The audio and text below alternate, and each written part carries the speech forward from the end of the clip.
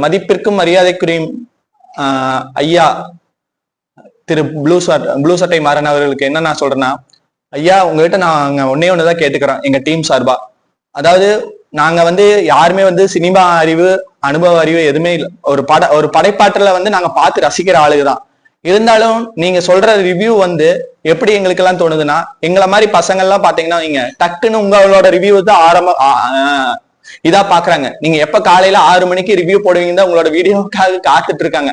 இப்படி நீங்க போடுற ரிவ்யூல ஒரு நேர்மையான இது இருந்ததுன்னா, ஒரு பாசிட்டிவ் ரிவ்யூ இருந்ததுன்னா பாசிட்டிவ் சொல்லுங்க, நெகட்டிவ் ரிவ்யூ இருந்தா நெகட்டிவ் சொல்லுங்க. அதை விட்டுட்டு நீங்க பாடி ஷேமிங் பண்ணி பல பேத்த ரொம்ப தவறா சொல்லி அவங்கள கேவலப்படுத்தி இவங்களை கேவலப்படுத்தி படத்தை ஒட்டுமொத்தமா கேவலப்படுத்தினீங்கன்னு வைங்க, அந்த படத்துல எத்தனையோ கலைஞர்கள் உழைச்சிருப்பாங்க, எத்தனையோ லைட் மேன்ல இருந்து சாதாரண தொழிலாளர் வரைக்கும் உழைச்சிருப்பாங்க.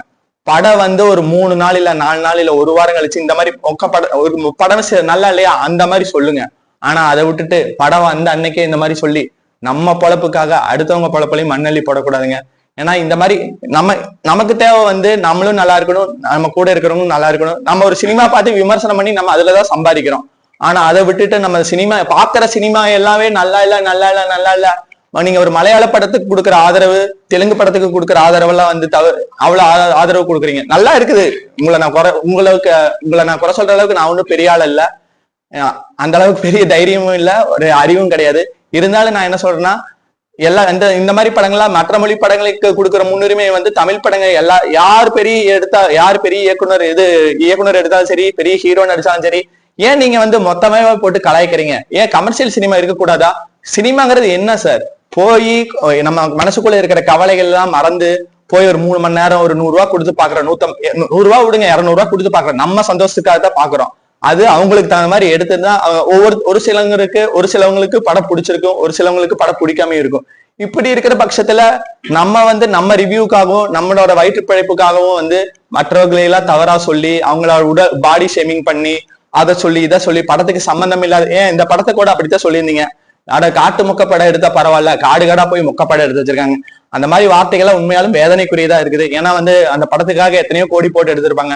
நம்ம என்ன சொல்றதுன்னா, நம்மளும் ஒரு உழைப்பாளர் கூட்டம் தான்.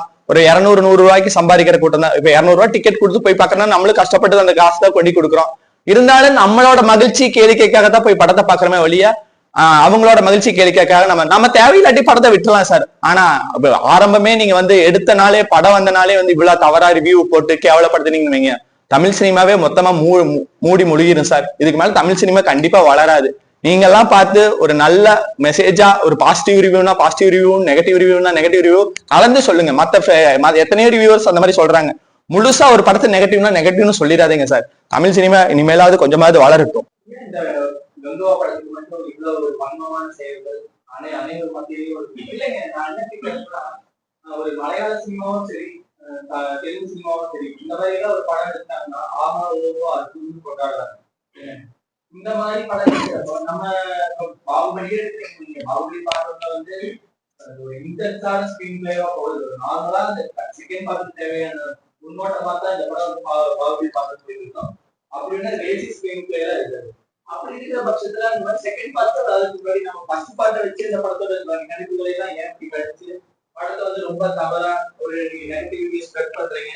அதே மாதிரி பாத்தீங்கன்னா இதுக்கு முன்னாடி நானே ஒரு சொல்லணும்னு நினைச்சேன். படத்தோட மைனஸ் பாயிண்ட்ஸ் எல்லாம் சில இருக்குது. அதாவது அத மெயினா சொல்லிட்டா டீ காஃபி வடை, tea coffee coffee tea coffee. ஆனா ரொம்ப நாள் ஆச்சு ரிவ்யூ பண்றப்ப, ரொம்ப நாள் ஆச்சு. நீங்க தெரியல டீ குடிக்காது இருந்த தலைவலி எல்லாம் போச்சு. இப்ப மறுபடியும் தலைவலி ஆரம்பிச்சு. என்ன ரொம்ப நாள் நீ பார்க்காம வருத்தப்பட்டீங்களாமா? கண்டிப்பா கண்டிப்பா. நீங்க தான் டீ வேணுமா? டீ நல்ல டீ எவ்வளவுங்க இப்ப விலை? அதே 150 ரூபா தாங்க. அப்படியே ஒழிப்பாருங்க.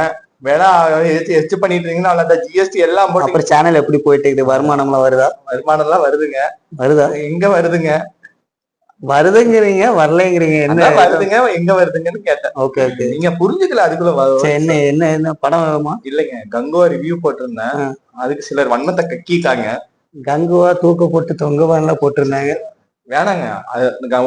ஒரு படத்தை நம்பி பல கலைஞர்கள் உழைக்கிறாங்க, பல பேர் பாதிக்கப்படுறாங்க. அவங்க உழைக்கிறாங்க, நம்ம என்ன ஒண்ணு நம்ம தாங்க காசு கொடுத்து போறோம். நீங்க விருப்பப்பட்டா போங்க, போகாமட்டா போங்க. அதுக்கே இப்படி நெகட்டிவிட்டி ஸ்ப்ரெட் பண்றீங்க. நம்ம எல்லாம் 90s கிட்ஸா இருக்கிறப்ப வார ஒருத்தர் சொல்லிட்டு போவார் தெரியுங்களா, ஞாயிற்றுக்கிழமை அது ஒருத்தர் நிகழ்ச்சி அந்த தெருமுக்குள்ள அந்த இல்ல, தம்பி, முட்டாய் விக்க தம்பி, இல்ல, நல்ல இல்ல, அந்த இது பண்றீங்க. நான் சொல்றது வீட்டுல வந்து நல்லா குடுகுடுப்புக்காரர் சொல்லுவாங்கல்ல, அவன் யாராச்சும் இல்ல வருவாங்க. இல்ல இல்ல, நான் சொல்றது கவனிங்க நல்லா. நான் சொல்றது டிவில பண்றது. டிவில ஒரு ரிவ்யூவர் சொல்லுவார் இல்லைங்க, அவர் அவ்வளவு அழகா ஒரு 10 படங்களை வந்து தேர்ந்தெடுத்து சொல்லுவாரு. இப்ப பாத்தீங்கன்னா படம் ரிலீஸ் ஆயிருக்கு முந்தின நாளே போட்டுறாங்க ரிவ்யூ. நீங்க எப்படி நம்ம படம் பார்த்து அன்னைக்கு தான் போடுவோம்.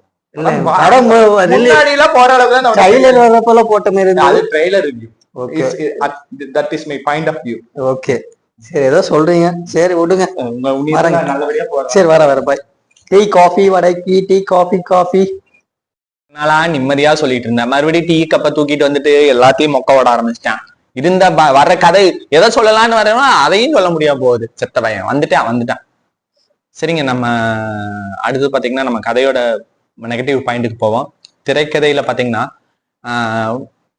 திரைக்கதையில உண்மையாலுமே இதுல வந்து பிரசன்ட் பர்சன்ஸ் உண்மையாலுமே வந்து வலுவு இல்லாத மாதிரி தான் தெரிஞ்சது. அதாவது பிரசன்ட் பர்சன்ஸ்ல நடக்கிற காட்சிகள்லாம் பாத்தீங்கன்னா ஒரு 45 நிமிஷத்துக்கு போகுது.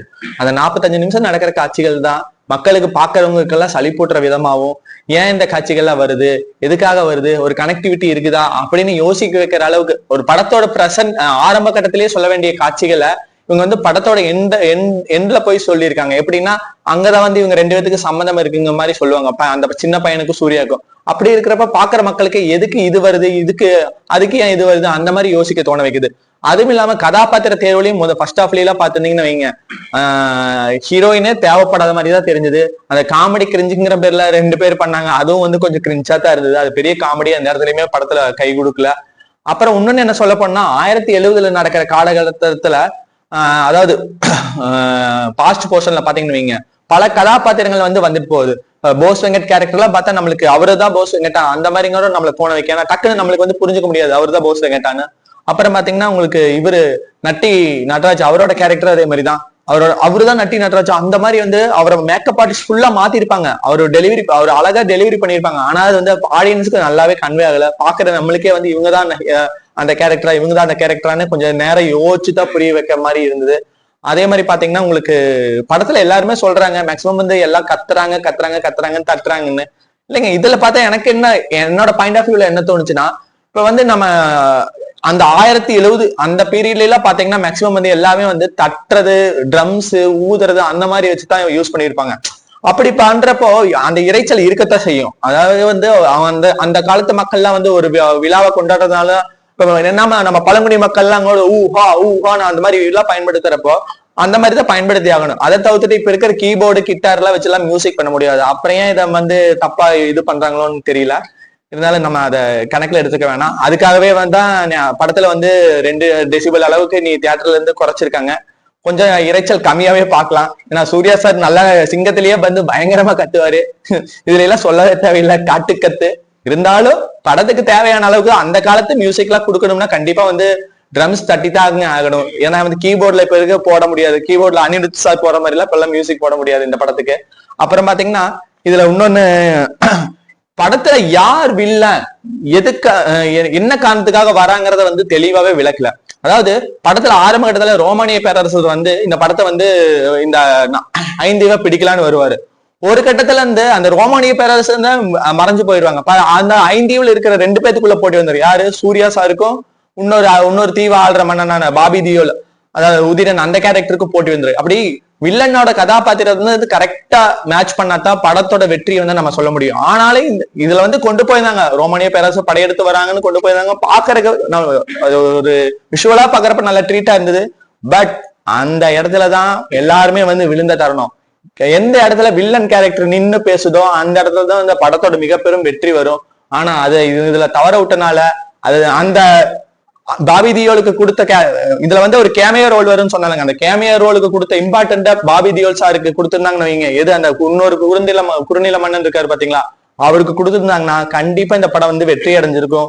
மேக்சிமம் வந்து அந்த சூர்யா சார் வந்து கொடுத்த நம்பிக்கைக்காக, கொடுத்த வாக்குக்காக தான் வந்து அந்த பையன் கூடயே சுத்திட்டு இருப்பாரு. அதை தவிர்த்துட்டு ஒரு நாட்டுக்காக போராடுற மாதிரி அந்த மாதிரி காமிச்சிருக்கலாமோன்னு என்னோட பாயிண்ட் ஆஃப் வியூல தோணுச்சு. இதெல்லாம் தான் வந்து படத்துல என்னோட தாட்ஸா தோணுச்சு, குறைகளா. மற்றபடி நீங்க நினைக்கிற மாதிரி அளவுக்குலாம் உலகத்திலேயே மிகச்சிறந்த மொக்கப்படம், காட்டு மொக்கப்படம் அப்படின்லாம் சொல்றதுக்கெல்லாம் ஒண்ணுமே கிடையாது.